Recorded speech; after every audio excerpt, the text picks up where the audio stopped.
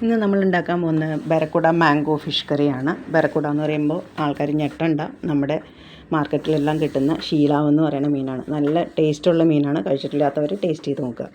അവിടെ ചെന്നപ്പോൾ ആ ചേട്ടൻ നന്നായിട്ട് ക്ലീൻ ചെയ്ത് തന്നു.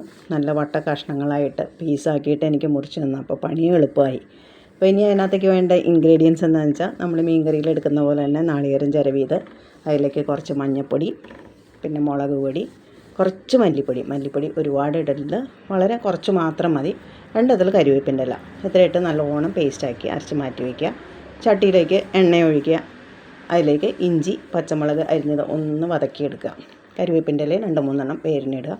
അരച്ച് വെച്ചിരിക്കുന്ന ഈ പേസ്റ്റ് നമ്മൾ ചട്ടിയിലേക്ക് ഇട്ട് നല്ലോണം വഴറ്റുക. അതിൻ്റെ പിന്നാലെ ഒരു മാങ്ങ മതി, ഒരുപാട് മാങ്ങ പുളി വേണ്ട. അപ്പോൾ മാങ്ങ ഇട്ടിട്ട് നമ്മൾ കുറച്ച് വെള്ളം ഒഴിച്ച് കൊടുക്കുക. ഗ്രേവി നല്ലോണം കുറുകി തിളച്ച് ഏകദേശം എണ്ണയൊക്കെ അയക്കുമ്പോഴത്തേക്കും കുറച്ച് അതിൻ്റെ ഒപ്പം തന്നെ ഉപ്പും ഇടാൻ മറക്കരുത്. എണ്ണ തെളിഞ്ഞ് വരുമ്പോഴത്തേക്കും നമ്മൾ മുറിച്ച് വെച്ചിരിക്കുന്ന നമ്മുടെ മീൻ എടുത്തിട്ട് നിരത്തി വയ്ക്കുക. നിരത്തി കുറച്ച് നേരം അടുപ്പിൽ അടച്ച് വെച്ച് വേവിക്കുക. ലോ ഫ്ലെയിമിൽ ഇടണം, ഹൈ ഫ്ലെയിമിൽ ഇടല്. ഏകദേശം മാങ്ങ വെന്തിട്ടൊക്കെ ഉണ്ടാവും. അതിന് ശേഷം മാത്രമേ മീൻ ഇടാൻ പാടുള്ളൂ. എന്നിട്ടൊന്ന് ചുറ്റിച്ച് കൊടുക്കുക. മീൻ ഒരിക്കലും കയ്യിലിട്ട് ഇളക്കരുത്.